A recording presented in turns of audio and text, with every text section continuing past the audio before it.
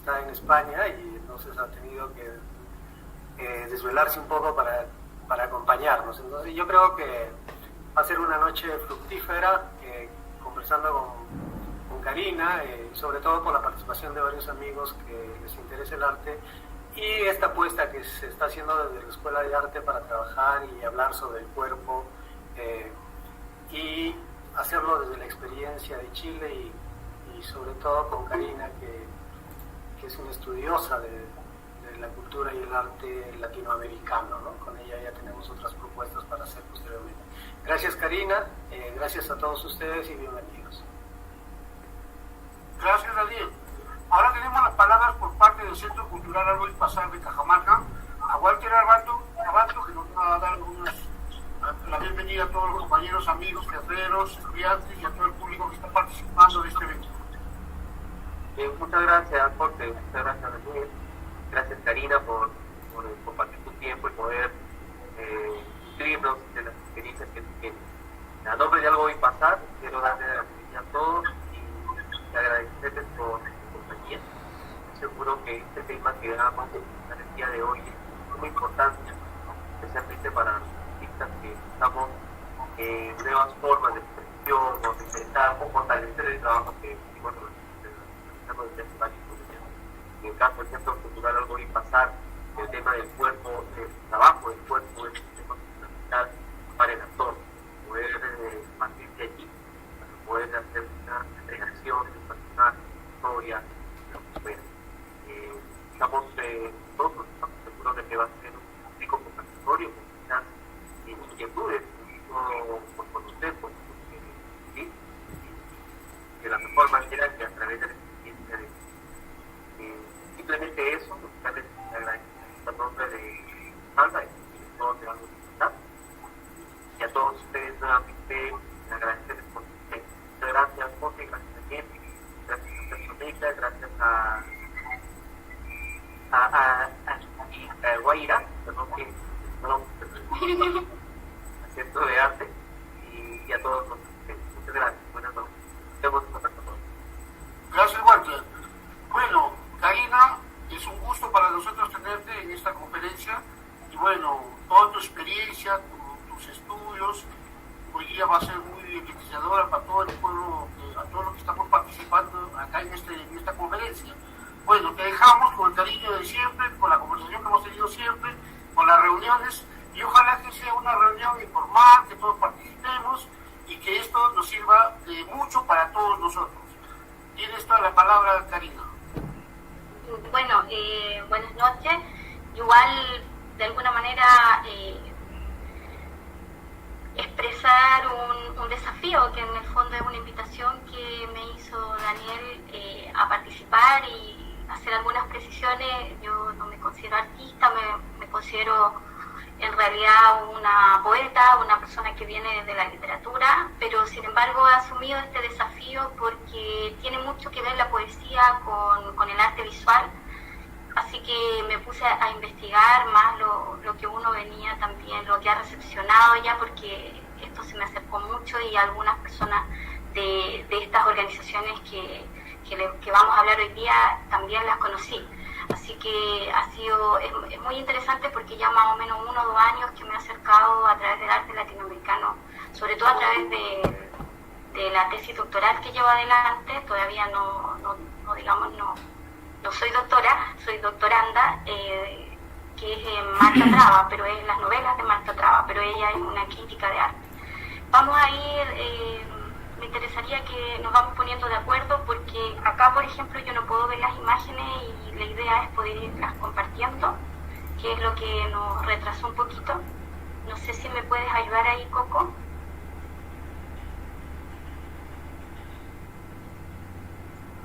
Ya, ahí sí. No sé si se pueden agrandar un poquito. Voy a intentar hacer ¿cómo se llama? No, más chiquitita, nomás, así como que a lo mejor sí las barras, no sé. Ahí voy a intentar llegar a esta foto. Entonces es importante que nos vamos como concentrando un poco en esto, ya debido a que nos costó un poco llegar. Miren, cuando uno este cuerpo y poder en la neovanguardia, cree que son una o dos personas o es realmente uno o dos nombres que conoce, y principalmente conoce lo del colectivo de acciones de arte, que es lo que también se internacionalizó, salió quizás más afuera, pero lo que en realidad es más importante aquí es que uno se va dando cuenta de que en realidad se hizo todo para resistir o para generar una estética de la resistencia, y ahí tomo el concepto de Marta Traba, ¿no? El arte de la resistencia, durante las dictaduras. Pero esto no se entiende si yo no entiendo las vanguardias históricas, es decir, todo lo que hizo Huidobro, todo lo que de alguna manera después va a configurar el arte a través del taller 99 en el 50, ¿no? La recuperación del grabado y las poéticas de las crisis también, que de alguna manera también se van a configurar en el 80, que nosotros vamos a ir viendo acá. Y me encontré con algo que bueno, y también el quebrantahuesos, con Enrique Lin, con el tema digamos, de Nicanor Parra, que nosotros cuando entramos a eso lo tenemos como un antecedente, ¿no? Lo tenemos como un antecedente de poesía visual que de alguna manera se encontró o se desplazó al espacio público, ¿no? Y esa construcción, ¿no?, de literatura y también de poesía y también de visualidad es algo que en los 50 va haciendo un camino para poder llegar a Luz Donoso. Este es digamos, una obra que tiene que ver con una wincha sin fin, se llama, y es muy interesante porque Luz Donoso es el ejemplo, ¿no?, de una exoneración del cuerpo, ¿no? Ella es profesora de la Universidad de Chile, y de alguna manera bueno, la echan de ahí y forma con otros artistas el TAP, el taller de acciones, o sea, de arte visual, en Bellavista, en el Cerro Bellavista. Entonces, esta wincha sin fin para nosotros es muy importante porque es la unión de Luz Donoso, que tuvo solamente una exposición en los 70 y después fue, digamos, en los 2010, 2011, rescatada. Entonces son artistas que de alguna manera también están olvidados, está eliminado su cuerpo y llega eso muy retardado, digamos. Hasta digamos, no fue recepcionado por Chile. Mucha gente salió al exilio, gente que de alguna manera se perdió en esta historia. Y que es interesante que hay en el movimiento del 2011, el movimiento, digamos, de lo estudiantil, se empieza a recuperar también justamente en ese año, que para nosotros es tan importante, el cuerpo de esta artista visual. Y además se ve cómo está unida Luz Donoso a la agrupación de detenidos desaparecidos. Imagínense lo que nosotros tomábamos digamos, estas pancartas, que se hablaba de dónde están, ¿no? Esa pancarta que digamos, es como con la foto carnet de las personas en blanco y negro. Al final, esa estética era construida por un artista visual que tuvo familiares de detenidos desaparecidos, que integra la agrupación de detenidos desaparecidos. Según todos los teóricos, generando y siempre señalando una poética de la crisis y una estética de la resistencia. Porque obviamente, y eso todos lo sabemos, las dictaduras generan dislocaciones, desarticulación del lenguaje, un gran golpe al cuerpo, pero también al cuerpo social, ¿no? Y una gran dislocación de la sintaxis.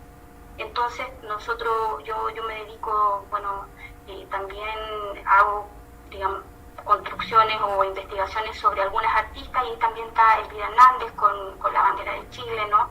Donde se disloca, que al final son contrasintácticos, se ocupa lo que ya ocupó Mallarmé en las vanguardias, el tema del blanco como un silencio, ¿no? Arrítmico, ¿no? O sea, eso tiene esto también de contracultura, ¿no? Entonces eso es lo interesante en esa dislocación. Y ahí ustedes pueden ver cómo esta wincha sin fin, ¿no? que en el fondo pedía que nos íbamos a quedar ahí hasta que de alguna manera aparecieran todos los que estaban desaparecidos, ¿no? Entonces esa construcción, al final esa wincha sin fin que no termina, se empezó a colocar en la escalera, en los espacios públicos, ¿no? Y también en las distintas galerías, se expuso así desde la precariedad. No sé si puedes avanzar un poquito con la luz Donoso también. Aquí ven ustedes pueden como ir viendo esta wincha sin fin, ¿no? Que está ahí, no solamente con la foto de los detenidos desaparecidos, sino que también con todos los textos. Entonces es muy interesante aquí rescatar el TAP, porque el TAP fue en ese tiempo el único taller, ¿no?, de artistas visuales independientes, ¿no? Entonces es muy interesante porque surge en el 76, 77 y atraviesa, ¿no? Digamos, se genera un seminario, ¿no?, de los jueves que se llamaba del debate de ideas y también se genera también como juntarse los viernes a hablar de gráfica, a hablar de grabado, a reflexionar. Y ahí está cruzado por toda la generación, por Enrique Lin, por los que estaban haciendo, digamos, también su producción cultural en el colectivo de acciones de arte. Ahí confluían los poetas y también los visualistas. Y eso es lo interesante también, que Chile de alguna manera genera siempre una relación entre la literatura y el arte, y por lo tanto nosotros también somos herederos de eso, de esa visualidad. Entonces lo importante aquí, por ejemplo, es establecer algo que decía Luz Donoso, que me gustaría rescatar, y con eso vamos siguiendo. Dice: quiero a la condición humana y me atrae el cuerpo, que es lo visible del hombre. Siento necesidad de interferir en él, que sea más idea que realidad, borrar la identidad usando siempre la misma mano, hasta que el cuerpo, digamos, se transforme en un emblema, ¿no?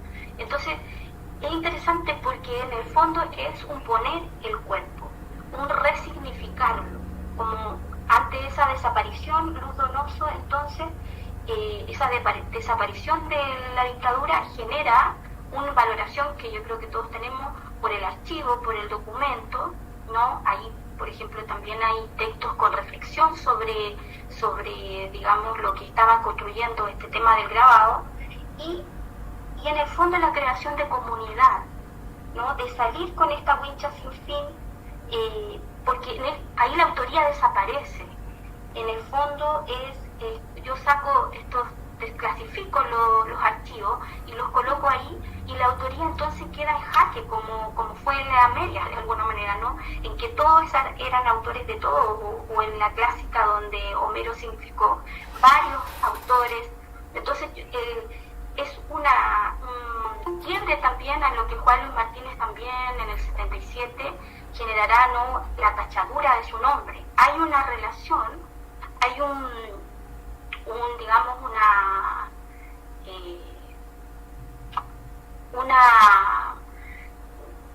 unas ansias de poder eliminar un cuerpo, o un cuerpo que tiene que ver con la autoría, para poder establecer otro tipo de poder o un contrapoder, y que el colectivo y la comunidad entre, y hay un desplazamiento hacia lo público.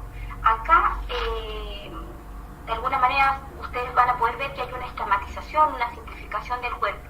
¿Podemos ir más adelante? ¿Me ayuda? Aquí pasamos a otra persona del TAP, y que es también importante porque va a trabajar con Luz Donoso, que es Elías Adasme. Esta parte, digamos, esta obra se llama A Chile, y son intervenciones corporales en espacios privados. Ahí está en su casa, ¿no?, con el mapa del Instituto Geográfico Militar, ¿no? Y además también hay intervenciones, digamos, corporales en espacios públicos. No sé si tú me puedes ayudar en pasar a la otra. Ahí podemos ver también cómo él interviene, se cuelga en su casa, ¿no?, en una dislocación también de ese cuerpo, cómo estamos de alguna manera al revés, ¿no?, en esta contravida, ¿no? Y aquí en el Metro Salvador, y es interesante que las personas personas, porque incluso él cuenta como una anécdota que cuando él se colgó ahí en este Metro Salvador, no pudo colgarse en otros lados, logró estar unos minutos y habían unos oficiales que pasaban por ahí, pero no le tomaron atención.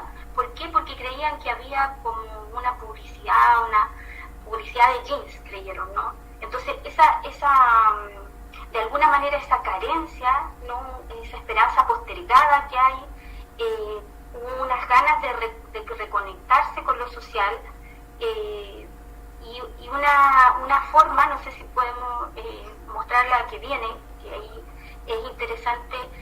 Esa, por ejemplo, proyecta el mapa en su cuerpo y en el fondo también como una cartografía. Se usa mucho el tema del mapa, sobre todo en esta como una cartografía proyectada en este cuerpo. De alguna manera, siempre Adame trabaja en este Chile, ¿no? del 79 al 80, trabaja esta división arbitraria que hay entre el espacio público y privado, y que también después trabajará el feminismo y trabajarán también las disidencias sexuales, ¿no? Y lo vamos a ver después con las yeguas del apocalipsis. O sea, en el fondo, ¿quién decide cuál es la frontera entre lo público y lo privado? Y eso es algo que también los artistas van a trabajar. Vemos la próxima, vamos a ver cómo de alguna manera la construcción, ¿no? La construcción se va hacia Hernán Parada, que ya definitivamente él viene, digamos, a ponerse una máscara, la máscara de su hermano que ha desaparecido, y empieza a intervenir organizaciones, instituciones, ¿no? Y de alguna forma él, a través del concepto de obra abierta de Humberto Eco, va a señalar que la obra también es completada con el receptor, ¿no? La obra abierta con la semiótica italiana de Humberto Eco es muy importante, por eso es que también hay que leer eso, porque en el fondo los tipos, estas mujeres y hombres también están tratando de buscar nuevas significaciones, ¿no? Nuevos signos o resignificar. Entonces, el concepto de obra abierta es importante para nosotros, porque de ahí se enarbola toda la teoría de la recepción. O sea, la obra está abierta, yo interpreto, el lector, el que está, digamos, de alguna manera viendo la obra, siendo intervenido, la completa, y no está completa la obra hasta que llegue el otro y la pueda completar. Entonces, Lámpara hace esta configuración, ¿no? Lo va utilizando la máscara de su hermano desaparecido y hace, espérate, la anterior. No, la anterior. Aquí, la próxima. Esa. Ahí, no sé si tú la puedes ir aumentando un poco. Esta se llama Proposición desde el arte. Es muy interesante. Muchos artistas intervienen en el Paseo Humada. Recuerden, por ejemplo, que Enrique Lin, en el 83, también había, digamos, creado un libro muy importante, que es el Paseo Humada, y lanza el libro ahí. El Paseo Humada es muy importante para nosotros porque es la producción del espacio de la modernización, construido en la dictadura, ¿no? Y ese espacio de la modernización, donde están las principales tiendas, etcétera, se ha transformado en también la venta de cosas callejeras, las apuestas, las carencias también. Esa contramodernización, de alguna manera, esa decadencia también que se ve en el Paseo Ahumada, donde en el fondo están las grandes empresas, pero también están conviviendo con todas esas carencias. Entonces dice: proposición desde el arte, celebrar el cumplimiento de los 10.000 días de existencia de cualquier persona. Entonces él iba ahí y de alguna forma se paseaba. Aquí también hubo también gente que se paseaba con dos preguntas, decía: ¿por qué crees tú que estás triste? ¿O por qué tú crees que estás alegre? Muchos artistas se volcaron al espacio público para que de ahí, con ese cuerpo, con esa poética de la crisis, al final también esa poesía visual que ellos tenían y esa creación, pudieran establecer esta resistencia. Se habló de un arte intolerable, que de alguna manera no pudiera construir, no pudieran entenderlo.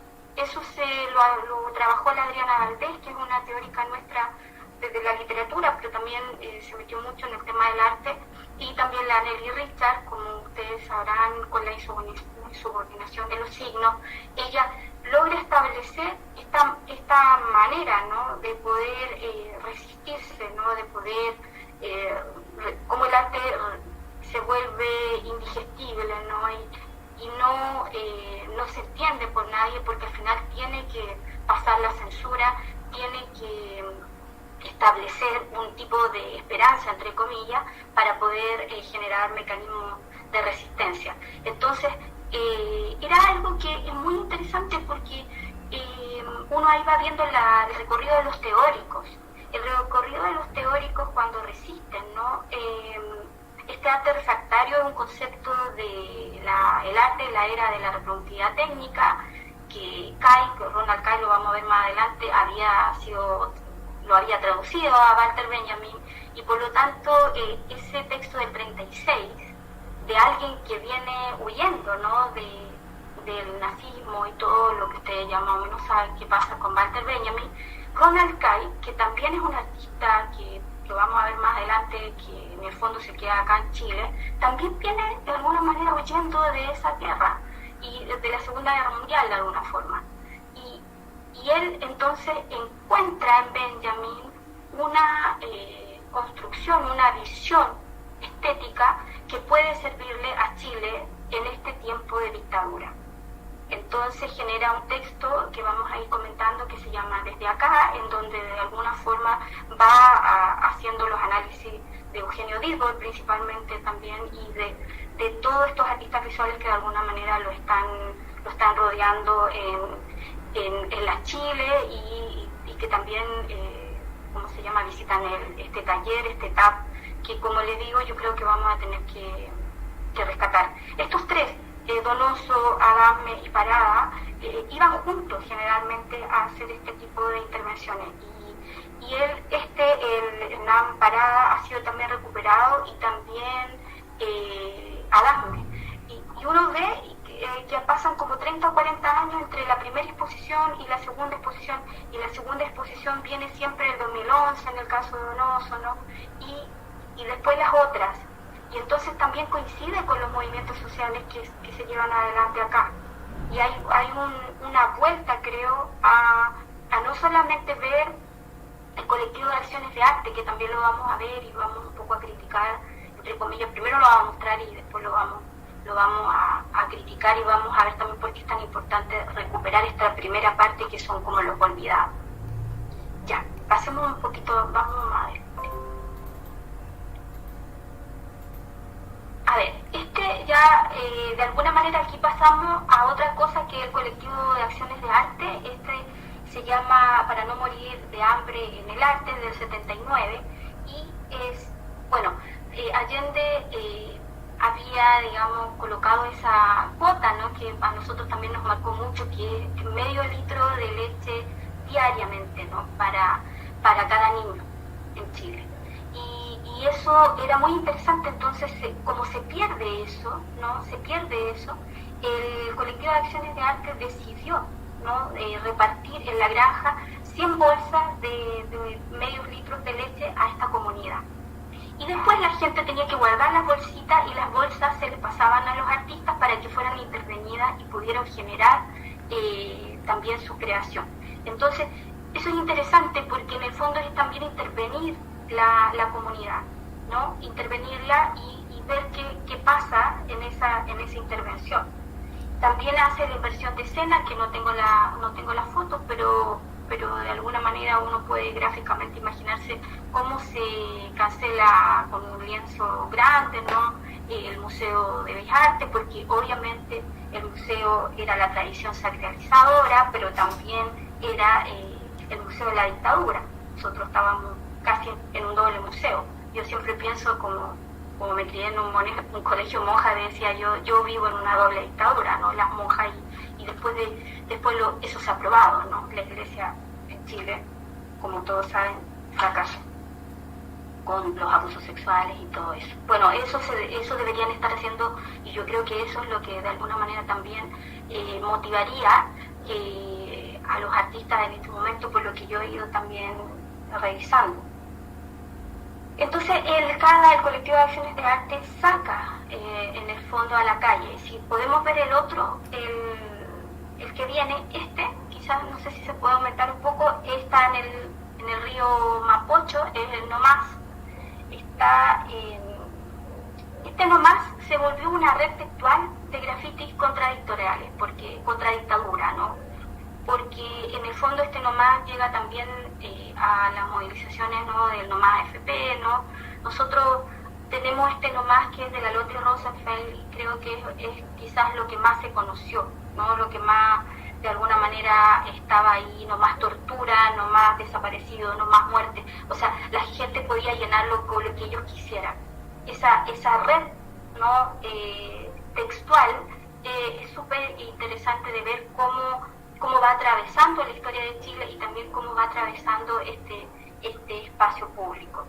Este colectivo entonces se formó en el 79 y está, bueno, siempre se dice, de dos escritores, Diamela Elti y Raúl Zurita. Hace poco nosotros hablamos de Diamela Elti, sobre todo de dos textos, El Padre Mío y El Infarto del Alma, y también en este tema del cuerpo, ¿no? Pero ya prácticamente ahí sustentaban sus novelas, ¿no? Está también Juan Castillo, está Lotte Rosenfeld, y no podía faltar el sociólogo Fernando Balcells. Y es interesante porque muchos de ellos han seguido por su cuenta, después el CADA se terminó, pero ellos siguieron por su cuenta haciendo sus creaciones, algunos, ¿no? Bien, y podemos cambiar un poquito, avanzar. Ya, aquí nos vamos a detener. Esto es importante porque también, ¿por qué? Porque Ronald Kay genera con esta visualidad, ¿no?, con este visual, algo que me parece súper importante, porque él es el teórico también, igual como la Nelly Richards del CADA. Ronald Kay más en relación con la Chile principalmente, y con otros circuitos, ¿no?, porque también es algo que lee mucho del TAP, etcétera, se influencia. Creo que está muy unido también a lo que estaba diciendo, igual que Benjamin, él traduce a Benjamin, viene huyendo también Kay Tegano después del tema de la Segunda Guerra Mundial, y viene huyendo igual que Benjamin, y de alguna manera ahí encuentra ese tema de la fotografía, ¿no?, que le permite desanclar, ¿no?, en este caso el boxeo, le permite desclasificar estas fotos de alguna forma de estos boxeadores, ¿no?, que en el 20 habían sido de clase alta. Eso es lo loco del box, que en el 20 generaban gente que realmente era de clase alta, entonces generaron como un club, ¿no? Pero después, 50 años después, en los 70, en el momento en que está influyendo Ronald Kay, es súper importante que digamos, cruza las clases más bajas, y de alguna manera también va mostrando las carencias. Acá nosotros tenemos nuestros papás, qué sé yo, nuestros abuelos, bueno, más que nada nuestros papás, tuvieron que elegir muchos de ellos ser ciclistas o ser boxeadores, ¿no? Y esta foto es interesante porque van configurando, ¿no?, lo que Benjamin hablaba, ¿no?, de la mirada está al pasado, es catástrofe o ruina, y es en el fondo una supervivencia. Kay habla de una rima visual, ¿no?, de una supervivencia, ¿no?, agarrando también lo de árbol. ¿Por qué? Porque en el fondo lo que le interesa es que yo saque el fragmento, saque el esbozo, ¿no?, y saque esta catástrofe. Y uno lo puede ver también, este tipo de intervención, ¿no?, esta noticia, ¿no?, y también este tipo de intervención en Juan Luis Martínez también, ¿no? Como en el fondo no es que la imagen ilustre el texto o el texto la imagen, que es algo que también por lo menos nosotros dentro del grupo que nosotros tenemos tampoco creemos en eso. Creemos que de alguna manera tiene que haber cruces, y que los cruces se van a dar igual. No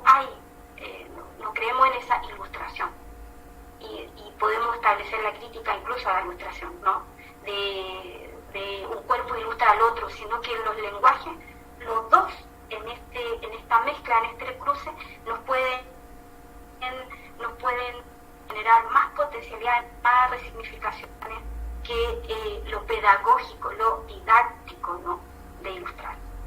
Si vemos la próxima, ojalá que sea la de... qué bueno.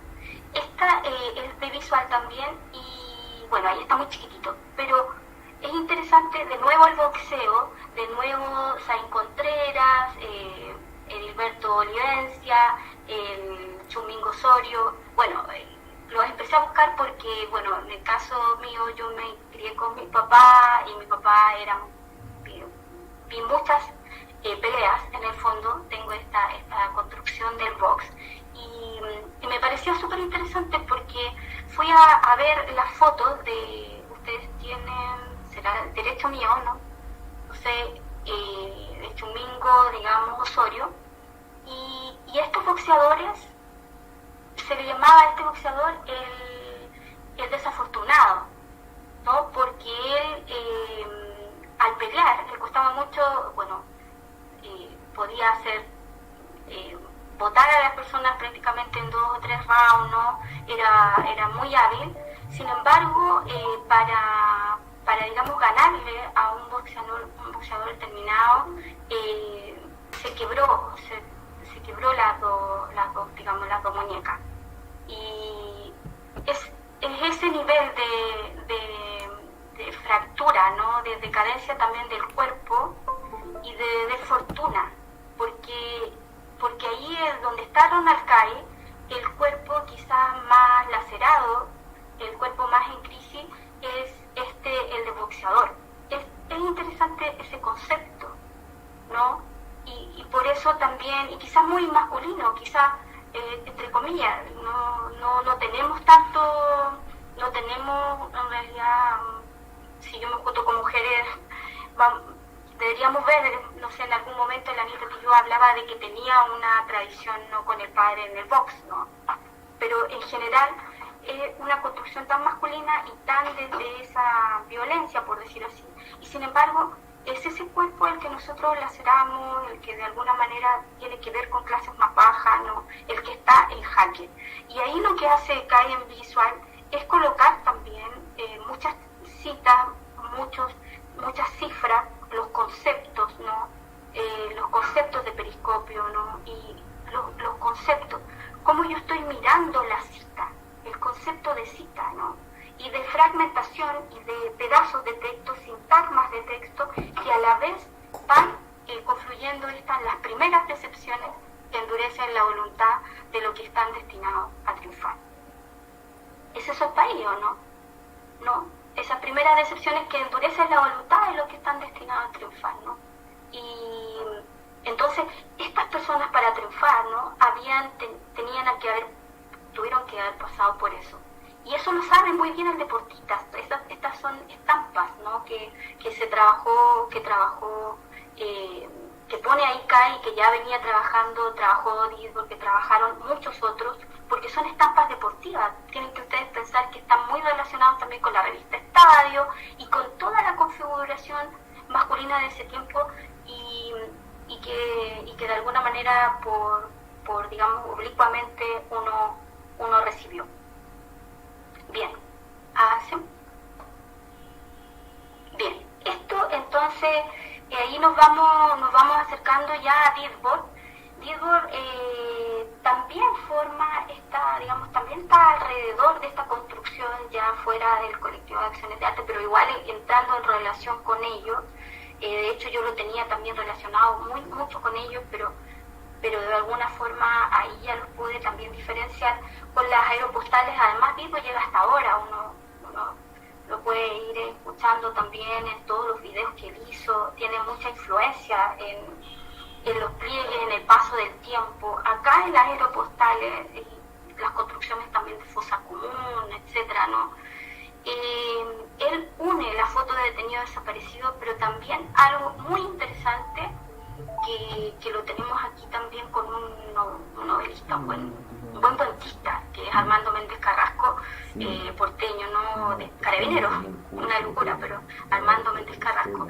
Él trabaja también los delincuentes, ¿no? Nosotros acá tenemos Emilio Guano, todo ese tema, pero las fotos, entonces las desclasifica de las noticias y trabaja también los delincuentes y también el tema de los indígenas. Y las va colocando y además también le hace todos estos pliegues, ¿no? De ir construyendo con dibujos, con caricaturas, ¿no? Con esta forma como va trabajando también Diego, esta huella digital tan plana, ¿no? También y tan morada alrededor, huella que no es no huella, ¿no? Que no es prácticamente un desalojo de la identidad. Y podemos ver la próxima también, se mandó y se sigue mandando ustedes ven, lo importante es que quede el pliegue y que también sea colocado, digamos, fácil de mandar por la globalización del arte y obviamente aquí viendo el tema indígena fuerte, ¿no? Como jugándolo en este crucigrama de poder mandar las fotos afuera. Es interesante, creo que todo ello, igual que Wolf Bostel, que es un artista que recupera a Ronald Kay, también alemán, ¿no? Kay había nacido en Hamburgo, entonces trabajan el decollage, trabajan la instalación, porque dice, son las cosas que no conoceréis las que cambiarán nuestra vida. Obviamente, lo no conocido, no lo desconocido. ¿Cómo lo podemos reconfigurar, resignificar? Y eso es lo interesante de Diego. Tiene una gran producción, ¿no? Y escucharlo es como en este tiempo ha sido también muy interesante. ¿Ya? Bueno, y acá, en todo este lío que hay, nosotros llegamos a las yeguas del Apocalipsis. Quise dejarlo hasta el final porque realmente ellos entran mucho dentro de la dictadura. De hecho, yo los puedo conocer o verlos, no conocerlos, sino que verlos. Ya son personas que están como más cerca, que vienen digamos, a Valparaíso. Yo soy de acá. Y creo que es súper interesante esto porque es la refundación de la Universidad de Chile. En realidad es una parodia, se está formado estas yeguas del Apocalipsis, como ustedes saben, por Pedro Lemebel y Francisco Casas, ¿no? Pedro Lemebel ya fallecido en 2015. Francisco Casas hace mucho rato, hace unos años, está en el Perú, pero que ando por ahí. Decía que estaba siguiendo este tema, apoyándolo, porque igual de alguna manera uno quiere hacer como una especie de recuperación. Creo que también no ha sido suficientemente reconocido. Esto siempre a mí me ha gustado, porque creo que la Universidad de Chile también era importante esta erotización, este tema de la homosexualidad. A mí, por ejemplo, cuando Pedro Lemebel viene a Valparaíso y dice en la sala El Farol de la Universidad de Valparaíso, dice, yo soy homosexual, eso a mí me libera, a finales de los 90. ¿Y por qué me libera? Porque tengo 2 sobrinos homosexuales, porque tengo amigos homosexuales y porque yo creo que es súper liberador para un cuerpo social el que alguien lo diga y es ese romper el silencio. Entonces me pareció muy bien la verdad, ¿no? La verdad en un país que cayó 30, 40 años y ustedes saben cómo estamos, ¿no? Entonces, me gustó porque en el fondo también se está luchando contra este Pedro de Valdivia, esta configuración, ¿no? Este hombre a caballo, ¿no? Este tema, ¿cómo entran las minorías a la Universidad de Chile, ¿no? O sea, es interesante eso, que en el fondo la Universidad de Chile fue creada por Andrés Bello y en 1843, ¿no? Pero creada para una élite, para una clase alta, ¿no? Y bueno, Andrés Bello, por eso es tan importante recuperar Las Tarrias, por ejemplo, porque ahí hay en la primera tesis de Las Tarrias hay una relación también de luchar contra ese ícono sagrado de la Universidad de Chile, ¿no? ¿Qué significaba y qué significa para nosotros? Era como un ídolo con pie de barro, ¿no? Y obviamente todo este hombre a caballo y esta erotización que significa, y obviamente está la Carmen Berenguer, Carola Jerez, me parece, Naya Prado, acompañando a estos hombres que entran desnudos a la Universidad de Chile y refundan. Se ha hablado tanto en este tiempo de refundación con nuestra convención constitucional y a mí me recuerda esta acción fuerte que hicieron las yeguas del Apocalipsis. El desacato, la parodia, el humor disolvente, ¿no? En el fondo, cómo yo doy vuelta y invierto esta pose, porque es un país de mentira. Chile siempre ha sido un mal país, de alguna forma, un país de mentira, un país que calla, que silencia las cosas, que somete mucho al que es otro, diferente, ¿no? Y a las minorías siempre las ha matado, por eso tenemos la ley Zamudio, etcétera. Entonces, muy interesante que veamos lo otro de las yeguas. Me parece que tengo otra. Aquí están entonces la conquista de América, es desde el 89 ya, por eso que se adentran mucho más, llegan hasta el 90 y tanto, que ya es la democracia, pero en el fondo esto que lo hacen en la Comisión de Derechos Humanos, ¿no? Bailan arriba de este mapa. Es muy interesante la cartografía, y eso me recuerda también, claro, Foucault, la microfísica del poder, todo lo que tiene que ver también con la cartografía, con los mapas, cómo se baila también, cómo remedan la cueca sola, ¿no? Y el cuerpo ahí se vuelve también en una situación resistente porque la agrupación de detenidos desaparecidos, las mujeres empezaron a bailar esta cueca, este baile tradicional nuestro, solo porque obviamente, como ustedes ya saben, evoca, ¿no?, el duelo, ¿no?, de los varones que no están, ¿no? Esta construcción, estos cuerpos que también están desaparecidos y se pierden y que ya no pueden acompañarme en ese baile. Entonces ellos, de esa forma, de alguna manera también rinden homenaje y también denuncian y todo ya el 89, que en el fondo se transforma en esto de una cita. Interesante, ¿no? Porque el mapa, ¿no?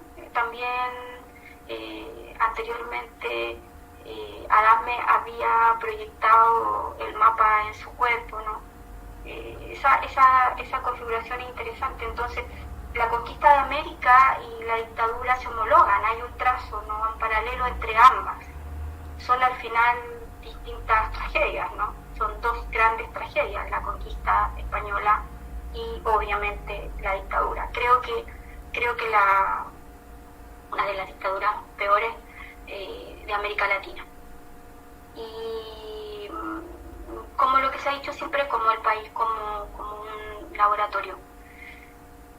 Y viene algo que se llama Bajo el Puente, no sé si lo podemos ver, es un video, quizás lo podemos escuchar. Si lo acortas un poquito si lo disminuyes un poco, para que se vean las caras del Pedro y el Francisco. Bajo el Puente del 88.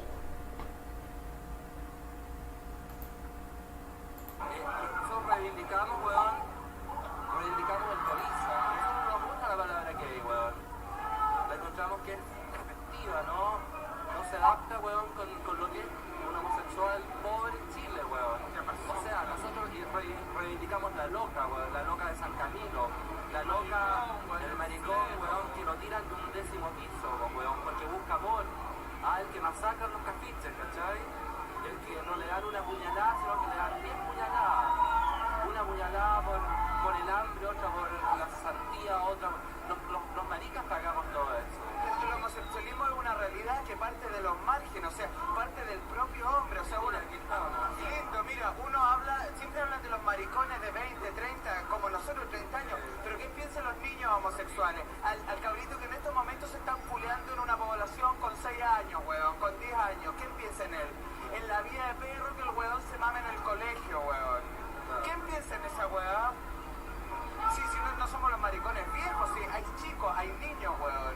Y desde esa perspectiva sí hay que cambiar y hay que hacer algo.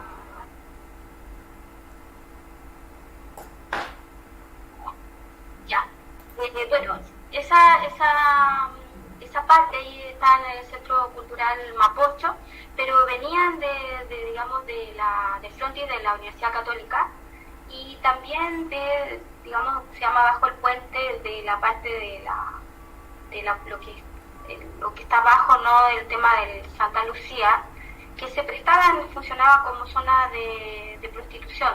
Entonces ellos lo que les interesa es interesante eso, cómo desplazan al hablar, ¿no?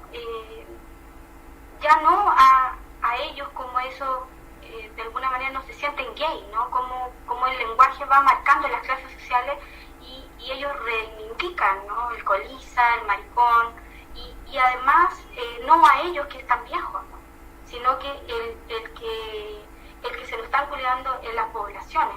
Y eso es súper interesante porque al final nosotros nos quedamos siempre con la parte más bonita de la historia, pero resulta que por algo también Pedro Lemebel construye como saltar del zanjón de la Guada, ¿no?, de pobre y maricón, ¿no? Nosotros estamos, bueno, hablan de 2 millones de homosexuales en el país, pero muchos de ellos pertenecen a los cuadros de poder, a la gerencia de los metros, lo puedo decir porque he sido testigo de eso por mi sobrino también. Y sin embargo, lo que a ellos les preocupa es justamente el que va a morir por eso. Y es lo que pasó con Zamudio, por ejemplo, el que es acuchillado por eso, el que le hacen bullying en el colegio, el que lo molestan, ¿no? Ese cuerpo sodomizado. Y por lo tanto, Bajo en Puente, que ya digamos, del 88, va de alguna manera rescatando esa parte. Bueno, quiero terminar, si me da un poquito el tiempo, 2 minutos. Bueno, esto es interesante porque yo en el CADA me salté un poco lo de Zurita, porque en el fondo uno va haciendo cierta lectura, ¿no? También recorta cosas, la pedagogía falsa, ¿no? La pedagogía falsa. ¿Por qué? Porque siempre uno lo dice cuando hace clases, uno recorta y recorta de algunos por sus preconcepciones, por sus prejuicios y también por el tiempo, por todo. Pero a mí me parece interesante lo que la misma Nelly Richards dice de él, ya en el 93, es interesante que esta construcción que se hizo en el desierto, ¿no? Ni pena ni miedo, después claro de que Zurita había, digamos, experimentado con su cuerpo, se había tirado ácido, ¿no?, se había masturbado en público, etcétera, como parte de este colectivo de acciones de arte, me pareció interesante ver que ni pena ni miedo nos queda como retumbando en estas visiones democráticas y justamente lo que estamos viviendo ahora en el país, ¿no?, en esta supuesta normalización o en este supuesto institucionalización del estallido de la revuelta del 2019. Aquí la misma Nelly Richards señala de que esto fue construido hace como 3 kilómetros, ¿no? Describió este texto en el desierto, él ya venía escribiendo en el cielo, etcétera, ¿no?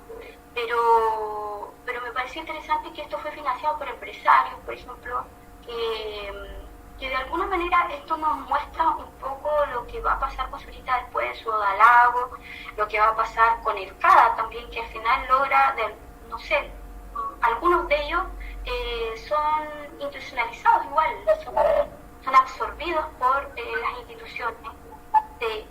La democracia, de alguna manera, cuando llega, ese cuerpo y el poder que ellos tenían para resignificar las cosas empieza a caer porque piensen ustedes que varios de ellos pasan a ser agregados culturales, ¿no? Por eso es que es tan importante también señalar a los otros que fueron olvidados y que a lo mejor no formaron parte de este poder, ¿no? Pero los que son parte de esta institucionalidad es también las personas con las que estamos lidiando ahora, ¿no? Con las que estamos lidiando ahora.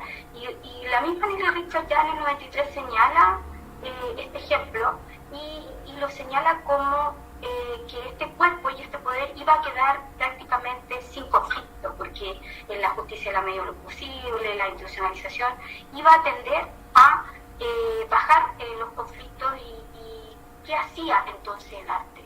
Yo creo que por eso ahora es más difícil. En el 19, en la revuelta del 2019, surgió el arte por todos lados y se vio esta red, ¿no? Esta red transexual de la que hablábamos. Y sin embargo, ahora en este caos institucional pareciera mucho más difícil porque afuera en la política se come y manda un gesto de paz. Y resulta que, como dice un arquitecto nuestro, El escape de gas, un documental bien interesante que se hizo del edificio de la UNTAD, el arte es conflicto. Entonces no queda,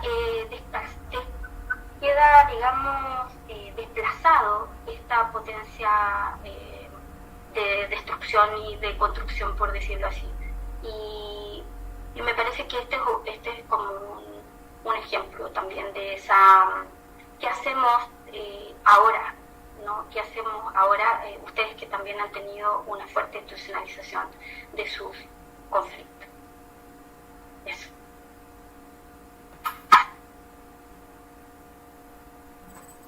Gracias, Karina.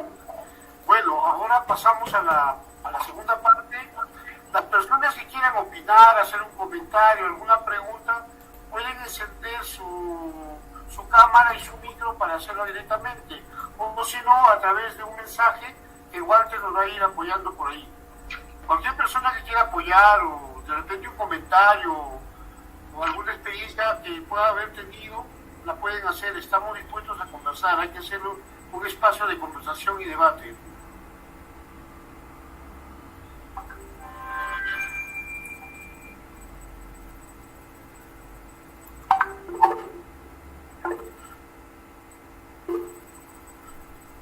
Daniel. Bueno, Karina, gracias. Excelente el trabajo. Me parece importantísimo y también me gustaría después invitar a Hildy, a Samuel para sus comentarios. Sobre todo el trabajo que se hace en Chile, ¿no? Post dictadura, y cómo de repente estos grupos de alguna manera también siguen expresándose, pero a través del cuerpo. No sé en qué medida esta tradición, ¿no? Esta fuerza con la que, este impulso con el que se iniciaron, se mantiene en la actualidad. Se puede hablar de una neovanguardia chilena, pero que esté trabajando el cuerpo en este proceso que tú muy bien has hablado de resignificar, ¿no? De conceptualizar aquello que estamos viviendo, ¿no? Entonces el cuerpo, no solamente ese cuerpo que usualmente se puede ver desde una manera casi publicitaria, sino este cuerpo que es intervenido, ¿no? Y además de eso tiene que ver mucho con este sufrimiento, esta especie de dolor humano que está experimentando el cuerpo, cómo a partir de eso se puede expresar. Me pareció también importantísima la idea del uso de la cartografía, ¿no? Entonces algo te puede ubicar, ¿no? En un espacio geográfico y de alguna manera también puntualizar dónde se está sucediendo aquello que se está expresando con el cuerpo, ¿no? El cuerpo para resignificar cosas es lo que me pareció sumamente interesante. Gracias, Daniel. Yo también tenía una... Samuel. Sí, hola, muy buenas noches a los asistentes. Felicitaciones, Karina. Claro, hay varios puntos que la conferencia, la charla ha puesto en el tapete, ¿no? O sea, yo como chileno y como persona que trabaja en el ámbito de la cultura, es parte de mi ABC de la formación lo que Karina hoy día ha señalado. Es interesante cómo ella lo plantea hacia otros públicos y también trata de expresar la complejidad del arte que ella describe en el tiempo que describe. Que claro, uno piensa como latinoamericano, todos los países han tenido sus guerras, sus matanzas, sus conflictos, su historia trágica. Pero lo que pasó en Chile particularmente fue muy traumante, porque nuestra historia republicana mayoritariamente estaba hecha, por así llamarla, en paz, en una pacificación muy ceñida a las instituciones. O sea, nuestra historia chilena siempre fue de la gran democracia, ¿no? De los grandes pactos, de las asambleas asambleas, ¿no? que debatían y entregaban el poder a otro gobierno, por diferente que sea. Entonces aparece la dictadura de Pinochet desatando un terrorismo de Estado increíble para toda la historiografía chilena, con una violencia que no se conocía. Entonces es en el arte donde reverbera toda esa violencia, ¿no? Y claro, no conforme con eso, no con todo el trauma que significó eso, después no había palabras para nombrar eso. O sea, cuando un filósofo también de la época dice, habla sobre que el golpe también había sido un golpe a la lengua, porque después no se podía hablar de detenidos desaparecidos, no se podía hablar de socialismo, la palabra pueblo fue prohibida durante años. O sea, entonces imagínense ese contexto institucionalizado, donde no había posibilidad, así yo le digo a un buen chileno, de llorar públicamente lo que había ocurrido. Entonces el arte de alguna manera tiene que hacerse cargo, y para sortear la censura se encripta, se hace un lenguaje que intenta sortear el control. Y claro, eso no es fácil, porque también contextualicemos la época, también trae algunos conflictos con la izquierda tradicional cultural, ¿no? Que estaba más ligada a la pintura, al muralismo, a los afiches. Recordemos que en el gobierno de Salvador Allende y su proyecto de la Unidad Popular, el arte se hace público, el arte es festivo, el arte es carnaval, el arte son trenes de la cultura. Entonces el arte que aparece en la dictadura es un arte oscuro, es un arte que no le está hablando a todo el mundo, y eso de alguna manera genera una suerte de impotencia para la gente que está ligada a la cultura. El caso chileno es bien interesante, bueno, el caso peruano sin duda también es muy importante, pero yo creo que para todos los artistas latinoamericanos estudiar Chile es interesante, porque es un espacio donde la palabra resistencia se probó así al 100%. Como chilenos tuvimos que aprender a hablar, a llorar, a vivir, a no enloquecer, y no fue fácil esa tarea. Recién ahora, después de 40 y tantos años, están saliendo a flote los grandes dolores, las palabras tal como son, y en ese sentido uno piensa que en ese camino los artistas de aquella época también prefiguraron la realidad que tenemos hoy día.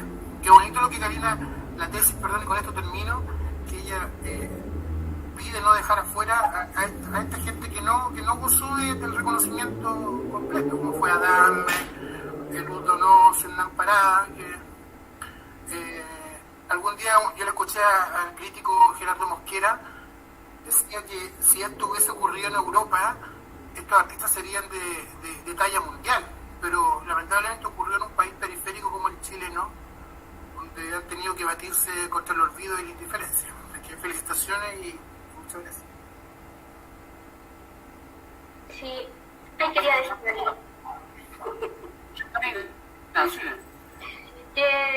que también, claro, es como loco eso, porque nosotros nos enfrentamos en Chile a solamente la punta del iceberg, pero cuando yo me pongo a investigar esto, hay muchos nombres, y es interesante que siguen y siguen surgiendo, y así también tiene que ser en la actualidad, y eso es lo bonito. Y lo otro también ver, por ejemplo, creo que el gesto del Walter Benjamin, fíjense que es algo que a nosotros también nos marca en la literatura, y yo tengo una resistencia, la verdad, porque siento que cae un poco en lo religioso, lo metafísico.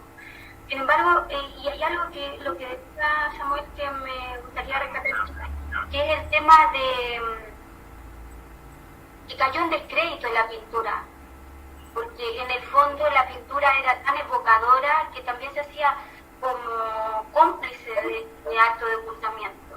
Sin embargo, como pareciera que para resistir necesitáramos una garantía de que no se van a hacer injusticias, entonces sale la fotografía como una garantía.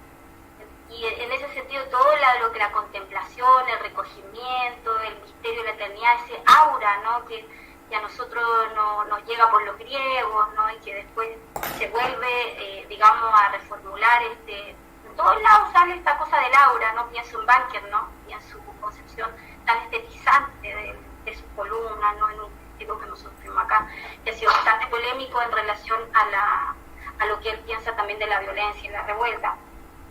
Y entonces como la fotografía entra con Kai, con Ronald Kai también, pero con Walter Benjamin, ¿cómo entra aquí? ¿Cómo al entrar así, de esa forma, como garantía, yo lo vuelvo a ver ahora ya directamente en el 2019?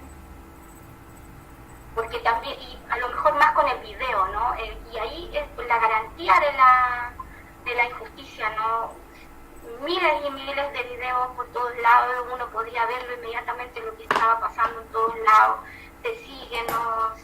Se filma la represión, se sacan fotos, miles y miles de fotos, como todos son ya reporteros, y se elimina también se echa a los periodistas de las calles, se genera todo un aparataje también de periodismo independiente, porque acá es importante moral para periodistas, o sea, aquí nosotros tenemos un fuerte periodismo relacionado con los grupos económicos y con el poder político, y esos son echados de la revuelta. Entonces, me parece, claro, pareciera que, y eso lo veía ayer también en clase, que aún está tratando la literatura rusa en los procesos revolucionarios, cómo viene un profundo gesto de referencialidad, que yo lo tomo como loco, porque de alguna manera tú dices, eso es lo justo, sí, la referencialidad, en ese sentido necesitamos la fotografía, qué sé yo, el video, qué sé yo, ¿no? Pero también lo siento como un desierto, porque el arte es la libertad, y el arte es realmente alejarse de también esa libertad, de generar un distanciamiento, y todos sabemos eso, ¿no? También uno ve la revuelta y ve, ¿no? Esta visión de la izquierda también, ¿no? Y ahí también entra una crítica y que puede no ser popular, pero de las fórmulas, ¿no? Las fórmulas que se ven en los muralismos y que se ven en esta referencialidad. Y cómo el artista, ¿no? Y el poeta también, ¿no? Está en jaque frente a la realidad versus la parte, digamos, más subjetiva del arte. Y eso obviamente va a entroncar muy fuerte también en el caso de la revuelta chilena con lo ancestral, y eso también en la poesía y en la iconografía, como hay unas tesis también que están trabajando los amigos de la iconografía mapuche. ¿Por qué? Porque surge nuevamente este rescate, aunque a un amigo no le gusta esa palabra, ¿no? Como si fuéramos superhéroes, ¿no? Este rescate de tal y tal cosa, ¿no? Para agarrar espiritualidad que supuestamente hemos perdido, ¿no? Que supuestamente hemos perdido esta zona áurea, y de alguna forma queremos, como volver a agarrarla. Pero creo que esa tensión es la que el artista o el poeta va a tener que asimilar o agarrar o masticar tarde o temprano, y no la paz o el conflicto solo, ni la paz, sino que la tensión entre esa fractura, esa fisura. Eso a mí me interpela, esa tensión. Levantó la mano. Tiene la palabra, Gigi. Hola, buenas. A ver, voy a ver si puedo conectar esto. Aquí estoy. Karina, buenas noches. Hola, ¿Me ¿Sí? Buenas noches, Jorge Luis, Daniel. Bien, felicitarte primero por la provocación que nos haces, porque también ayuda a poder hacer reflexiones desde diferentes lugares donde estamos, desde diferentes cuerpos, ¿no? Eso en primer lugar. Entonces, sí, yo creo que en la experiencia de ahora de desarrollar esta propuesta, la invitación clave es, o sea, ¿dónde están los artistas? Si están en algún lado, ¿no?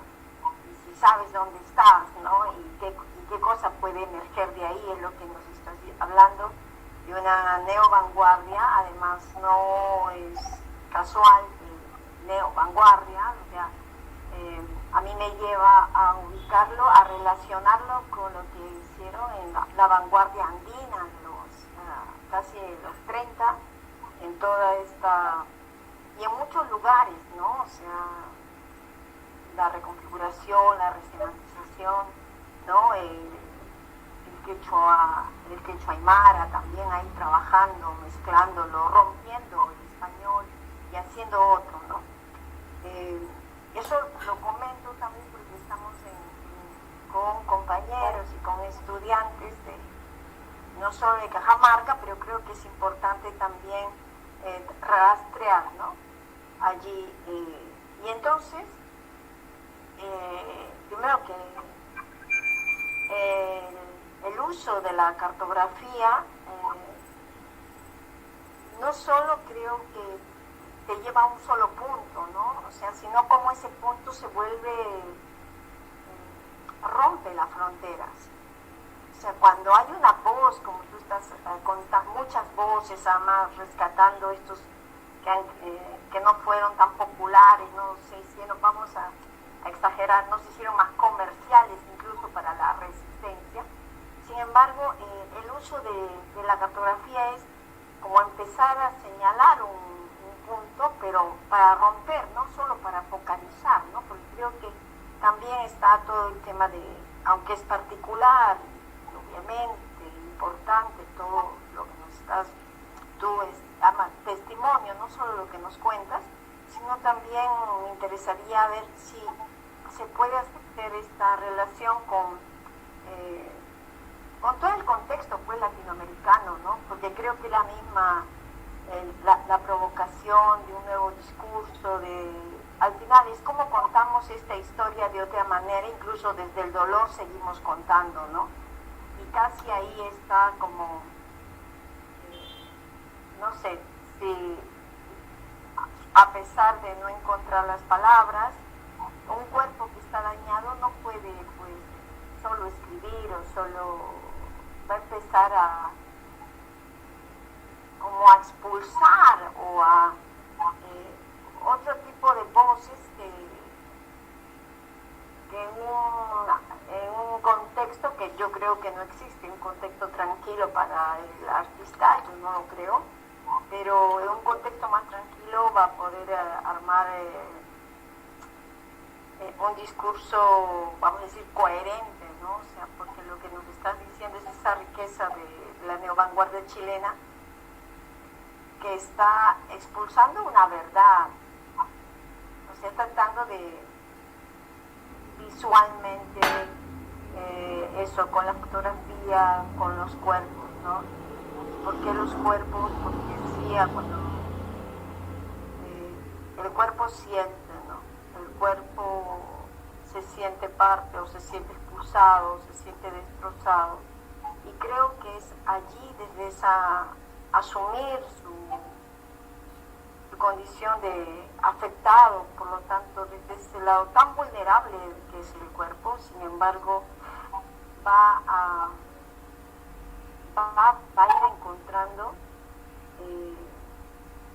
no discursos completos, por lo tanto también obviamente discursos contradictorios o fragmentados o inconclusos, ¿no? Porque lo que se trata es empezar a tirar hilo. Eso es lo que me queda de tu exposición, y entonces también me gustaría ver cómo también desde Chile puedes, por ejemplo, a mí ya no solo la vanguardia andina, sino lo relaciono con, tú que pues como poeta conoces esta parte de Hora Cero, ¿no? Del movimiento Hora Cero en el Perú, ¿no? También está en estos 70s allí intentando precisamente en otro tipo de dictadura aquí,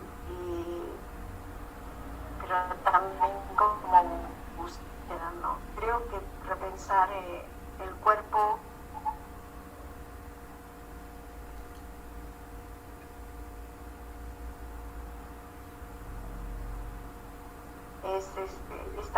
nunca se puede dar lo que tú nos cuentas, una respuesta solo desde un lado, ¿no? Porque es precisamente que encuentras no solo ya en la geografía, sino creo que en este diálogo y necesidad de reencontrarte con las otras artes, que en realidad también es eso de un cuerpo fragmentado, ¿no? Recuperas el cuerpo de todo lo que puede ser el impulso creador y sensible del ser humano, ¿no? Entonces, que también, dado la concepción de arte, también las vanguardias criticaron, ¿no? Entonces,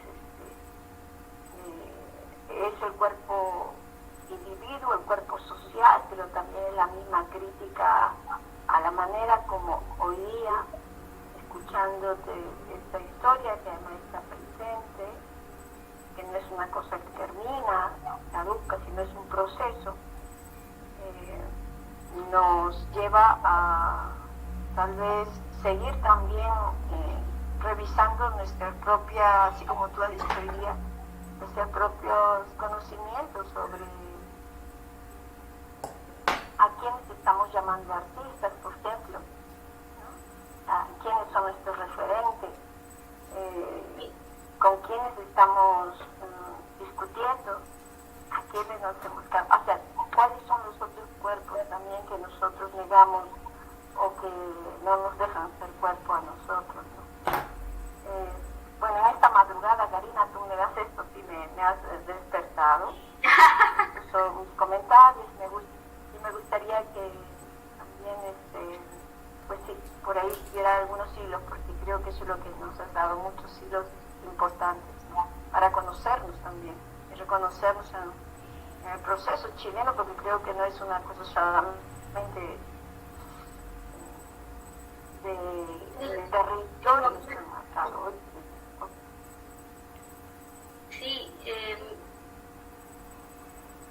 yo tengo la idea al meterme más en esto, porque siempre estaba con más de la literatura, pero ahora como del tema de la visualidad, y revisé un gran movimiento también en el Perú, y también como una especie, hay un tema porque en realidad acá hay que tomar ciertas posiciones. Por ejemplo, yo creo, a mí siempre me gustaron las vanguardias, creo que las estudié, las históricas fuertemente, ¿no? La generación del 27 y la española, pero también toda la latinoamericana, ¿no? Huidobro, porque aquí está presente y después sale incluso con el quebrantahueso, ¿no? En el caso chileno. Y en el Perú, al revisar también esta chilena, claro, también hay, también en el Brasil y en otras partes, creo que de alguna forma algunos poetas incluso acá no les gusta el término, ¿no? De neovanguardia en el 80, porque trascienden obviamente también a ese periodo del 80, como la Elvira Hernández. Y ellos después del colectivo de acciones de arte siguieron produciendo otras cosas, entonces no les gustan las etiquetas también, pero yo creo que es parte de eso. Yo siempre he pensado que ¿por qué me gustan? Porque he escuchado a otras personas que no les gustan, y claro, está esta cosa como de la verdad, ¿no? De como una verdad revelada, como que nosotros somos los artistas, ¿no? Y entonces lo que de alguna manera calibramos para abajo quiénes son y no son. Obviamente aquí hay una producción teórica fuerte, ¿no? O sea, tenemos varios libros que ellos sacaron, los tipos estaban actuando en conjunto, entonces, y eso permite que hay poetas y novelistas que trascendieron, salieron, se terminaron los colectivos y ellos siguen produciendo todavía. Pero lo que tengo ¿cómo se llama? Mi prejuicio, mi resistencia también al tema de las instalaciones, de la performance, porque a veces lo que he visto, yo siento como que le faltan también esta parte conceptual, no sé, pero también entiendo y lo vi en el país, y lo veo también en Latinoamérica, conversando de que también hay posturas fuertemente antiteóricas, ¿no? Y incluso anticientíficas, ¿no? Sin embargo, yo recupero esto porque a mí me gusta mucho, y sigo a los rusos ahí con el formalismo ruso también, también y con esa vanguardia, de considerar el arte como un artificio, como un mecanismo, y eso no quiere decir que no vaya a hacerlo relacionar, en mi caso, por ejemplo, de la literatura, con la realidad, con lo social, con el cuerpo, con la biografía. Entonces, y también me lleva todo esto que investigué a nuevamente ver por qué este teórico como Walter Benjamin y no otro. Eso también te hace tomar decisiones, ¿no?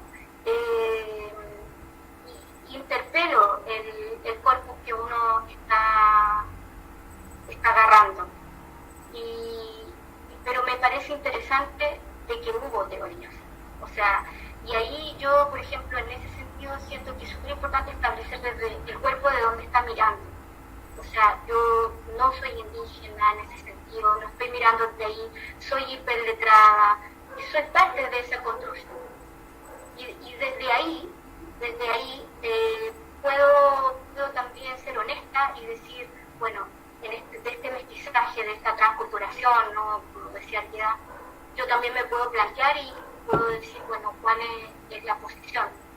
Entonces, ¿cómo yo agarro una cosa y la otra para poder construir un curso, un conversatorio, y puedo reflexionar? Entonces, claro, son provocaciones e interpelaciones, pero que obviamente le falta todo lo brasileño, lo peruano, lo argentino, porque cada uno de los países también tiene su propia construcción. Uno se piensa en Colombia también, en lo que cómo uno va al nadaísmo, pienso en el pez de la ballena. Yo creo que muchas de ese fragmento, ese esbozo, ese desecho, dialoga muy bien también con esa estética del fragmento de los rusos, del feminismo ruso. Creo que esa apuesta a mí me gusta más que las apuestas románticas, por ejemplo. Creo que las personas más relacionadas con el espiritualismo en el arte, creo que está más relacionado con esa visión más romántica, más idealista, ¿no? Y a mí esto del matérico, esto de la materia, el texto como una materia, me parece que viene más con mi cuerpo. También creo que es muy importante que no es todo, es una parte, pero ser honesto con lo que uno es, con lo que uno está generando, con lo que uno está haciendo, y también plantear esa posición cuando uno arma un curso y construye todo, ¿no? Y obviamente van a quedar miles de cosas afuera. Yo traté de recuperar ciertas cosas, pero seguro que hay miles, porque esto es solamente Santiago. O sea, piensen ustedes en todo lo que significan las otras regiones del país, que siempre son muy centralistas, pero todo lo que genere una relación así material, y en eso sí creo que soy materialista en ese sentido. Lo matérico me gusta esa mancha, me gusta el esbozo, lo que borra, no me gusta lo literal, me gustan las opacidades. Entonces también depende de los juicios estéticos que uno tenga y de las configuraciones que uno tenga y de lo que uno esté siendo, no de lo que uno sea, porque no me gustan los esencialismos, sino que de lo que uno está haciendo, porque todo esto es un proceso, como decía muy bien la Ildi, y quizás dónde va a llegar, ¿no? Y qué es lo que se está haciendo en este momento. Yo revisé algunas cosas, pero obviamente deben ser muchas más, y en otros países otras cosas, ¿no? Otras cosas. Yo estoy más relacionado, claro, con la literatura, pero en el tema de las artes visuales del Perú también tiene mucho que contar. Y eso sería interesante también poder tratarlo desde allá, desde Perú también, para que nosotros podamos también ir reflexionando sobre eso. Pero ahí está, es una apuesta a esto, y por supuesto siempre fragmentaria, como humilde. Gracias, Karina. Si hay alguna pregunta, algún comentario, si no, para ir cerrando ya un poco.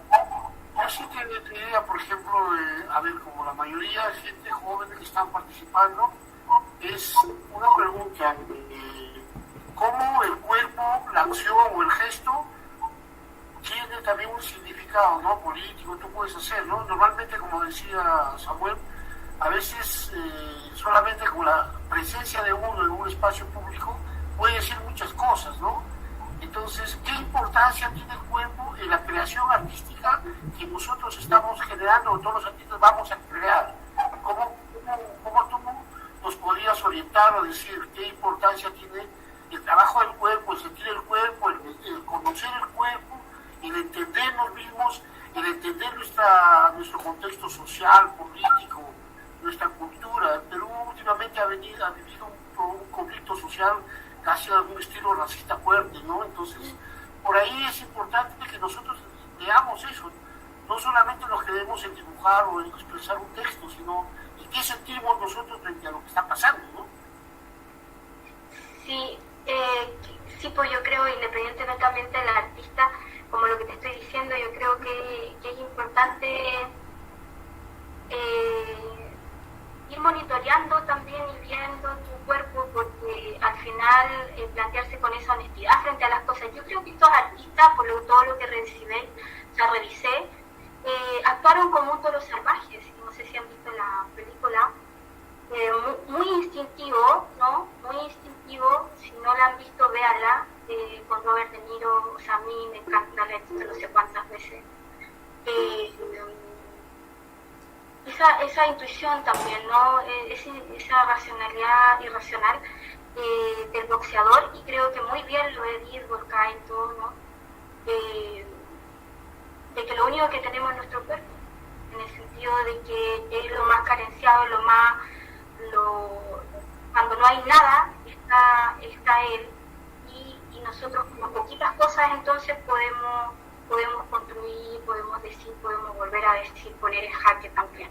Entonces, el signo, ¿no? Y también ese signo en tu cuerpo, o la experimentación también con tu cuerpo, pienso también, claro, el encefalograma de Zurita, a mí también eso me impactó, ¿no? El verlo cuando uno tiene 20 años, ver que eso está publicado, ¿no? Entonces, también ese paisaje mental, ¿no? Esas construcciones cerebrales, esa manera como de decir que esto también vale, esto también está. Y me parece ahí que se actuó desde ese descampado, ¿no? De no tener absolutamente nada, como muy poco, en el caso de algunos. Yo no vi uno, pero por ejemplo Carlos Lepe es uno de los que más aprieta, y el que pueden ir buscando también en los videos, ¿no? El que más traza, censura, ¿no? Y agarra a su cuerpo, ¿no? Y es también como provocador en ese sentido. Bueno, ahí no sé qué decir, que somos herederos de los franceses, quizás en esta cosa del poder atraviesa los cuerpos. Definitivamente también hay exposiciones que se llamaron así, poner el cuerpo, y es como el 19, o sea, ¿dónde estaba el artista? ¿Dónde está el poeta? ¿Dónde está ahora? ¿No? Esa es una construcción que también se llevó adelante en la revuelta. Si me permite acotar una pequeñita idea, yo pensando en la acotación que hace aquí el compañero, creo que todo artista debería pasar también por explorar el cuerpo, porque allí hay un nivel de archivo tan grande, tan inusitado, es una somateca, ¿no? Realmente ahí está todo, ahí está el reservorio de la memoria, los dolores, la fobia, el placer, el éxtasis, que yo no sé por qué las escuelas de arte en su minuto lo clausuraron como un espacio sensible de trabajo, o sea, como que lo negaron, ¿no? Bueno, el pensamiento racionalista cartesiano occidental siempre lo negó en esa división entre alma y cuerpo, ¿no? Pero creo que hoy día las condiciones, el mundo que estamos atravesando exige un giro corporal, o sea, hay que volver de algún modo al cuerpo, a su memoria, a su efluvio, a toda la información que está contenida en él. Yo creo que pienso que me parece inconcebible que los artistas, que haya algún artista que no trabaje de alguna manera su relación con el cuerpo para producir mejor obra. Porque allí se prueban las ideas, se prueba, uno puede leer las trazas de la historia en la piel de uno, ¿no? En la violencia, en la mirada, no sé, o sea, hay tanta información que ustedes, como tú dices, vivieron hace poco un episodio donde se desenfundaron discursos racistas impresionantes, ¿no? Nosotros lo veíamos de acá a propósito de lo que significó los últimos sucesos políticos, y uno podría decir, ¿dónde está?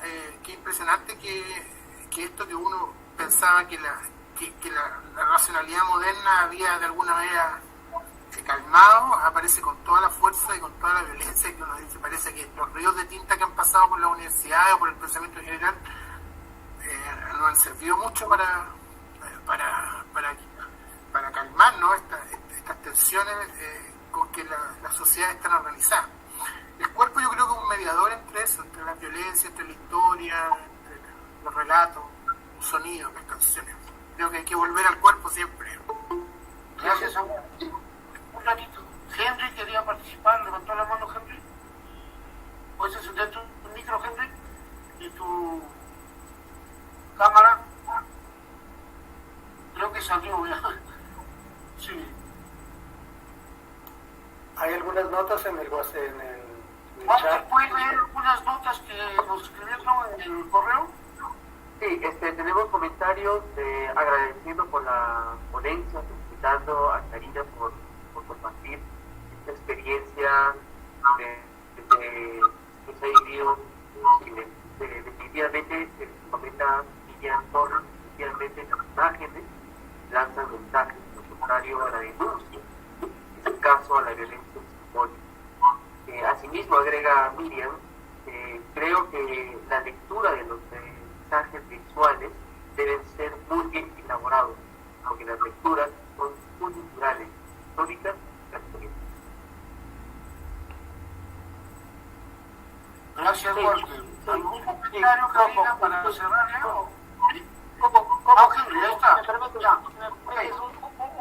un momentito al toque para bueno, un gusto conocerlo a todos. Karina, un gusto también agradecerte la participación, el acercamiento, las reflexiones, el poder estar más cerca, ¿no? Con el cuerpo y todas estas cosas que nos pasan, nos transmiten, nos trasciende como personas, ¿no? Como artistas, como humanos. Pero siempre a nosotros creo que a los teatristas como en general siempre se nos ocurre al momento de que ¿qué estamos comunicando? ¿Qué tanto podemos aterrizar ese mensaje, esa poética, ¿no? La parte filosófica, ¿no? Esos paradigmas, romperlas, llegarlas, aterrizarlas y conquistar, porque preferiblemente nosotros estamos comunicados con nuestra población, comunicados con nuestro pueblo, con nuestro público, ¿no? Entonces, a veces se vuelve tan filosófico y vemos que no estamos llegando a donde queremos llegar, porque no queremos transmitirnos a nosotros mismos nuestra onda poética, sino queremos transmitir a nuestras generaciones, a nuestra comunidad, ¿no? Entonces, ahí es en donde creo yo viene la consulta, viene la pregunta, ¿cómo aterrizar? ¿Cómo llegar a estos momentos de impacto a las poblaciones en distintas edades, ¿no? Te agradecemos mucho y un abrazo. Sí. Esa es la gran pregunta, porque creo que es súper importante en el caso de la revuelta, y no sé si a ustedes les pasó allá, pero es importante marchar, estar. Es importante escuchar y es importante también, lo digo desde la izquierda, también no utilizar nichos como para los proyectos. Por ejemplo, me parece importante no instrumentalizar o no hacer extractivismo cultural. Entonces también creo que es importante que los otros protagonicen y uno de alguna manera podrá ser parte de eso colectivo. Por lo menos eso es lo que yo creo, que no sentirse como Neruda, ¿no? Como vengo a hablar por tu muerta. Creo que la boca ya no está muerta, despertó, está ahí, quiere participación, la gente se aburrió, la gente quiere participar y entonces es súper importante que todos los proyectos, todas las cosas, por decir, no proyectos financiados por el Estado, sino esas ideas, ese proyecto cultural que nosotros tenemos, surja de la comunidad y que nosotros seamos esa comunidad también. Entonces, a nosotros nos ayudó mucho aquí las ollas comunes. La verdad, en 5 meses, por ejemplo, nosotros no escribimos poesía. Creo que era súper importante para nosotros callar también y marchar y estar ahí y ayudar con ollas comunes. A nosotros nos cambió esa experiencia de estar 3 veces a la semana en el parque forestal en relación con la primera línea y que nadie nos viniera a contar la historia, sino que nosotros poder vivirla. Eso en el caso, nosotros somos unos desplazados, de alguna manera igual somos unos privilegiados. Yo entiendo que todo el mundo dice uno viene de abajo, pero en el fondo igual sigue como cesante ilustrado, no es tampoco, no te aleja de la comunidad, como que siento que es y no es un privilegio, porque de alguna manera también uno tiene un desclase, pero creo que cuando vienen y creo que también cuando está todo pacífico, es muy importante no instrumentalizar y por otro lado estar ahí donde las papas queman y ayudar, apoyar para no invisibilizar al otro. Eso a mí me interesa. Creo que cada uno desde su espacio, o sea, yo hago clases y todo, no soy una Dalit de la comunidad tampoco, pero sin embargo yo me siento una intelectual barrial. Creo que hace tiempo ya, por ejemplo, los uruguayos, no sé si has leído a Pablo Ferreira, yo te lo recomiendo, él habla de razonabilidad, él unió la razón con la sensibilidad. Otra gente ha hablado de la emoción con la razón construida. Yo creo que nosotros tenemos grandes filósofos, grandes teóricos ya que han logrado hacer ya la mezcla entre el sentimiento, la sensibilidad y la razón. Creo que seguir en esos parámetros no estanca mucho. Creo que ya se ha pensado harto. Tenemos que recepcionar a ese tipo de gente, incluso porque Bas Ferreira era conservador, incluso a los conservadores, y decir, en 1900 es capaz de hacer un trabajo muy bonito que se llama lógica viva, ¿me entiendes? Como para poder abolir, como decía Samuel, esa lógica cartesiana, esa lógica positivista, ¿no? Esa lógica formal aristotélica. Entonces nosotros tenemos un gran, a propósito del Brasil, por ejemplo, con Newton da Costa, la lógica paraconsistente. Entonces estos no son solamente teorías. Yo creo que es muy interesante, ya nos enseñó Pablo Freire, que lo construyó aquí en Chile, que conceptos muy elaborados, muy crípticos, puedan ser pasados de una manera súper clara, pero ahí te tiene que cruzar el cuerpo a ti. Yo creo que es muy interesante construir en uno una sensibilidad también teórica.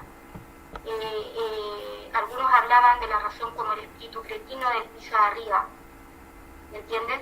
Porque pareciera que tenemos, bueno, en mi caso yo me siento un intelectual barrial y creo que ese espíritu cretino del piso de arriba, con una fuerte sensibilidad, puede mezclar las cosas y potenciarte a ti también en tu cuerpo. No está por ahí arriba.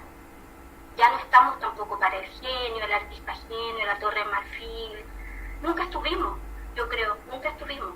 Entonces, me parece que, no sé si te respondo, pero eso es lo que yo intento hacer. Y en este caso, esto es lo mismo. Creo que es muy importante actuar, pensar y sentir en la misma dirección.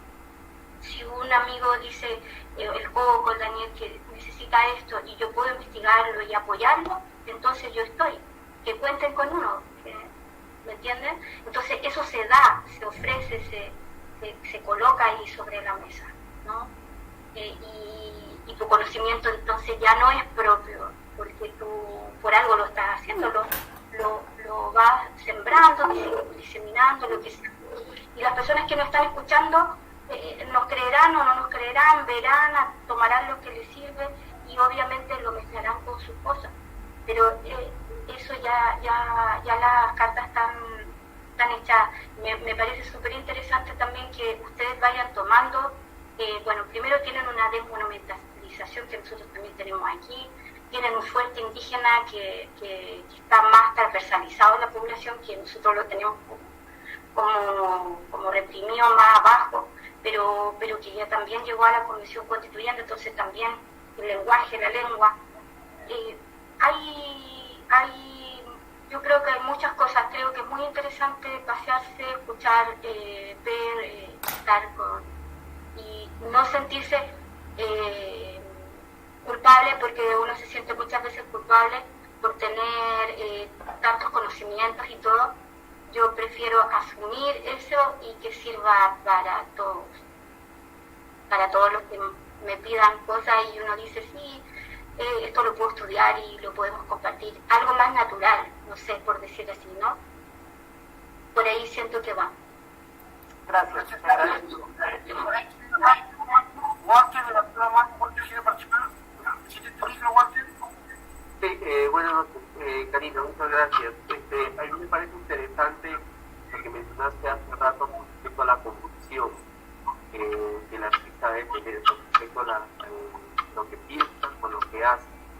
Y creo que en ese proceso es importante que el artista no solo tenga una intención de comunicar, de crear, sino también el interés de formar, el interés de conocer los procesos que atraviesa como miembro de una sociedad, la construcción de una, no ideología por simplemente la necesidad de adherirse a algo, sino básicamente pues, la ideología en virtud a una posición crítica que vaya alineada a la acción, que vaya alineada hacia un norte, hacia lo que queremos. Y en base a ello me parece, no sé si estoy lejos de lo que tú decías, pero yo creo que por ahí tenemos que buscar esa convicción para poder hacer. No puede ser de que hagamos una cosa con la mano derecha y la volvemos con la izquierda. No. Si hay una aspiración a ser consecuente, muchas veces no lo vamos a lograr, pero en mi caso es una aspiración fuerte. A estar siendo lo que yo realmente estoy siendo, porque no tengo tiempo como para poder meterme en lo que no quiero ser. No tengo tiempo, ¿me entiendes? Siento eso, yo personalmente. Y por otro lado, creo que sí, hay que prepararse, y eso el artista muchas veces no se pone a la cola. Porque mira, el que sabe y el que es hiperletrado, por ejemplo, en mi caso yo he pasado por varias carreras, por varias cosas, etcétera. El que es hiperletrado sabe que tiene que ser humilde, porque tiene que ponerse a la cola. Tiene que formarse, tiene que prepararse, porque ya muchos han hecho muchas cosas desde distintos puntos de vista, y lo que yo tengo que hacer es tratar de llegar a ellos y ver sus propuestas. Y en el caso del poeta es lo mismo. Lamentablemente las poetas o los poetas muchas veces no lo entienden y no aceptan la crítica, y es súper importante. El primer crítico es uno, ¿no? El primer lector de sus propios textos. Entonces nosotros nos hemos encontrado con eso. Creo que como no podemos actuar como un primer tigre que cree que él viene a inaugurar el mundo. No es así. Nosotros somos solamente un eslabón. Yo no entiendo por qué el conocimiento da tanta arrogancia y soberbia y todo, porque cada vez que sabes más cosas te das cuenta de todo lo que no sabes. Sabes dos y no sabes otro. El conocimiento lo que te da eso, te da una humildad para decir todo lo que sé es poco y lo que no sé es mucho. Es la materia oscura del mundo. Y entonces, por supuesto que todo lo desconocido va a cambiar, como decía ahí el artista alemán. Lo que ajeno, decía, ¿no? Y los teóricos también, los poetas, es mío, ¿no? Todo lo ajeno me pertenece, todo lo ajeno me llama. Pero yo también diría que que todos los artistas, el poeta y todo, se va a tener que preparar harto, porque también en el caso nuestro están delante de una de las generaciones más preparadas en la historia del Chile. La mayoría de nosotros tiene magíster, qué sé yo, y el que no tiene, el que es autodidacta, es terriblemente autodidacta. Yo, por ejemplo, vengo de formación intelectual, es de pintores que nunca fueron a la universidad, muchas veces no tenían plata para la Escuela de Bellas Artes, sin embargo me prestaban sus bibliotecas. Yo tengo un gran cariño por los autodidactas, los pintores, los poetas. Entonces, todo eso autodidacta también es un capital cultural igual o más importante que los franceses, los alemanes y todo lo latinoamericano también, ¿no? Porque es fuerte y que estudiamos. Entonces, a lo que yo voy es que le vamos a tener que sacar un poco el clasismo, asumir que tenemos un desclase y también conceptualmente prepararnos también y en la vida también, profundizar nuestras vivencias, porque el espectador, para el teatro, para el lector, va a estar mucho mejor preparado en todos los ámbitos, con revueltas, con revoluciones, por decir así, revolucionarios, convivencia, y nosotros vamos a tener que entonces presentar algo también fuerte, coherente, y creo que eso vamos a estar sometidos también más a la crítica, y eso yo lo veo en otros lados. Creo que eso es importante, no dejar de formarse nunca. Por ejemplo, si arman lo del Perú, ahí me invitan.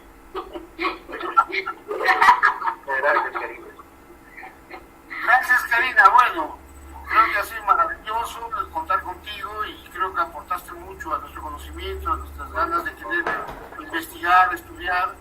Creo que es bueno, creo que el artista tenemos que formarnos, como tú dices, ¿no? Y la humildad de por medio, creo que es importante. Entonces, yo quiero agradecerte en nombre de Cajamarca, como dices, ojalá hagamos algún evento, alguna cosa, creo que tenemos que tenerte en Cajamarca. Cajamarca te espera y queremos que algún día y hablar de Marta Trump. Igual a Samuel, igual que a Gilda, ¿no? Entonces también sería bueno buscar todo un movimiento, conversar y compartir experiencias, que eso nos ayudará creo que a un movimiento más latinoamericano, más de creación y de construcción de cosas buenas, ¿no? Bueno, de mi parte, agradecerte y bueno, doy a Daniel para que cierre un poco el evento y si quieres decir algo, puedes decirlo. Y lo que pido es que todos encendamos la cámara para tomarnos una fotito y salirnos en la foto del recuerdo y el inicio de muchas cosas buenas que van a venir.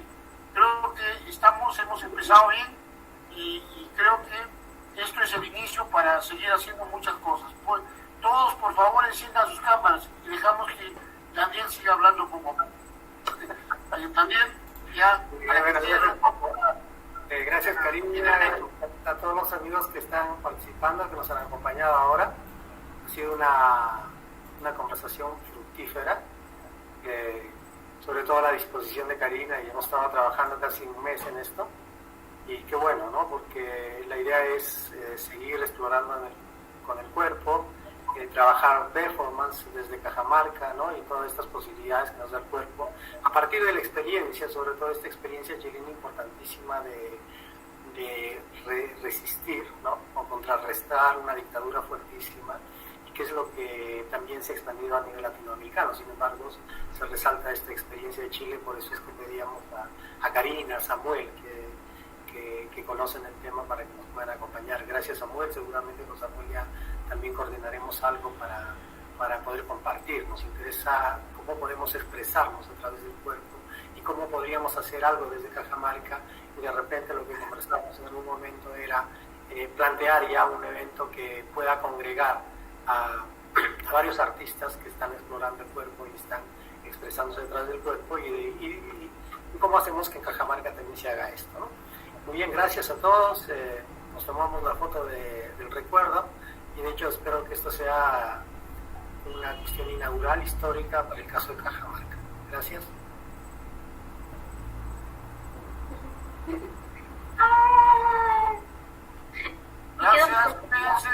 ¿Quedó bien la foto? Sí, la foto. Algunos no querían salir porque están desespechados, yo creo. No, se están yendo.